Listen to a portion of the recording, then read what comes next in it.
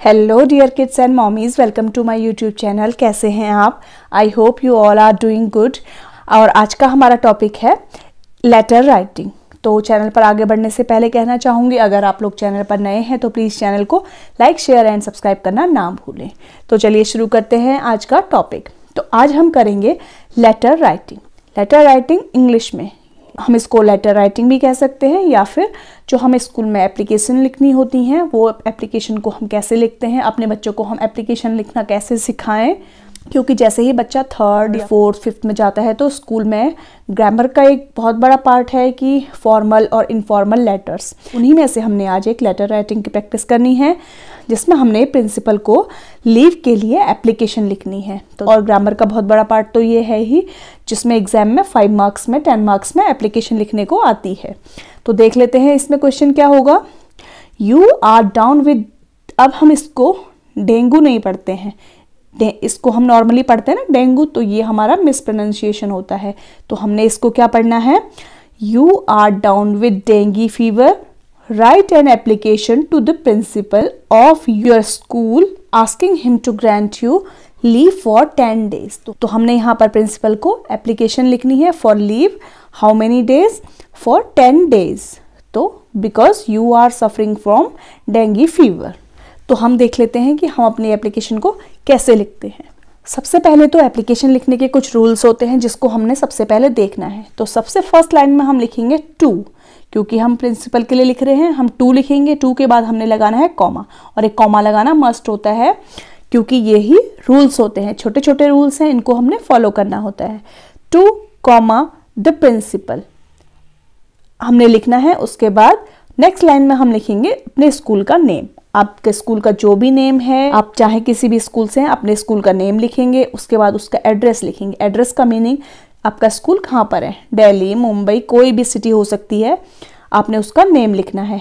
उसके बाद हम लिखेंगे डेट, जिस डेट को आप अपनी एप्लीकेशन इशू कर रहे हैं, आप अपनी एप्लीकेशन लिख रहे हैं, वो आपने डेट डालनी है। तो ये तो हो गया हमारा स्टार्टिंग का इंट्रोडक्शन। अब नेक्स्ट लाइन है हमारी, डेट के बाद हम एक लाइन का थोड़ा सा गैप देते हैं। उसके बाद हम लिखते हैं सब्जेक्ट। सब्जेक्ट लिखेंगे और सब्जेक्ट को अंडरलाइन करना ना भूलें, ये भी हमारा मस्ट है, इसको हमने लिखना होता है। तो हमने क्या लिखना है सब्जेक्ट में, क्या है सब्जेक्ट? सब्जेक्ट का मतलब होता है कि हम एप्लीकेशन किस चीज़ के लिए लिख रहे हैं। तो हमने लिखना है एप्लीकेशन फॉर सिक लीव।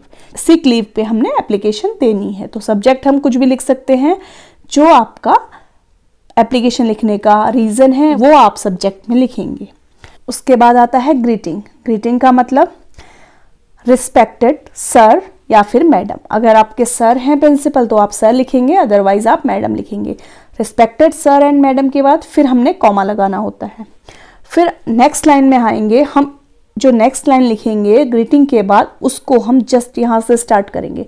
ये हम बड़ी मिस्टेक नहीं करेंगे कि हम यहाँ से स्टार्ट करेंगे, हमने फर्स्ट लाइन से ही स्टार्ट करना है। तो हम क्या लिखेंगे, I would like to state that I am a student of class 4th A। तो यहाँ पर मैंने क्लास 4th लिख लिया है, बट आप जिस क्लास में आप हैं आप उसको लिखेंगे, अपना सेक्शन मेंशन करेंगे कि मैं स्टूडेंट हूँ कौन सी क्लास का, जिस भी क्लास के आप हैं। उसके बाद है I wish to inform you that I am down with dengue fever. तो आपको बताना है कि आपको क्या हुआ है।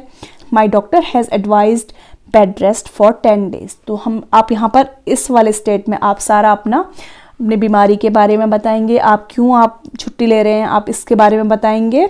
तो फिर नेक्स्ट लाइन लिखेंगे, as I am too weak I won't be able to come to school for 10 days। तो यहाँ पर आपने क्या किया, आपने अपने बताया कि आपको क्या हुआ है, आप स्कूल नहीं आ सकते हैं। आपके जो डॉक्टर हैं उन्होंने आपको एडवाइस किया है कि रेस्ट के लिए फॉर 10 days के, तो ये हमने यहाँ पर मेंशन किया है।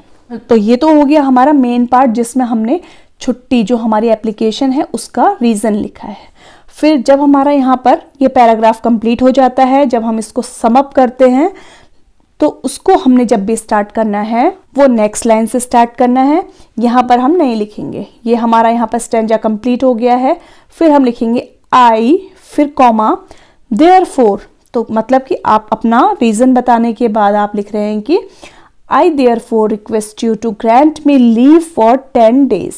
फिर आपने बोला कि मैं इसीलिए आपसे लीव मांग रहा हूँ। फ्रॉम कब से, माना कि अगर आप 3 दिसंबर से लीव ले रहे हैं 10 डेज की, तो क्या लिखेंगे, फ्रॉम December 3 टू December 12, 2020। ये आपने मेंशन कर दिया कि आपने 10 डेज की छुट्टी लेनी है, कहाँ से कहाँ तक, December 3 से December 12 तक। बस इतना आपने इसको मेंशन कर दिया। फिर आप यहाँ पर अपना थैंकिंग बोलेंगे उनको, I shall be thankful for it. तो आप अपना उनको थैंक यू बोलेंगे कि आपने मुझे छुट्टी दी है, इसके लिए आपका थैंक यू। तो थैंकिंग में हम लिखेंगे योर्स ट्रूली, ये तो हमने लिख लिया। उसके बाद हम यहाँ पर अपना नेम लिखेंगे और देन लास्ट में अपनी क्लास को हम मेंशन करेंगे। तो ये तो था हमारा आज का टॉपिक, जिसमें हमने देखा अपने लेटर्स को या फिर हमने जो एप्लीकेशन जो होती हैं उनको लिखने का फॉर्मेट, कि हम इसको कैसे लिखते हैं, कहाँ पर हम स्मॉल लेटर लिखते हैं, कहाँ पर हम कॉमा लगाते हैं, कहाँ पर हम अंडरलाइन करते हैं। तो आई होप कि ये वीडियो आपके लिए हेल्पफुल होगी, और वीडियो अगर आपको अच्छी लगी है, हेल्पफुल लगी है, तो प्लीज़ चैनल को लाइक, शेयर एंड सब्सक्राइब करना ना भूलें। तो मिलते हैं जल्दी नेक्स्ट वीडियो में। Thank you.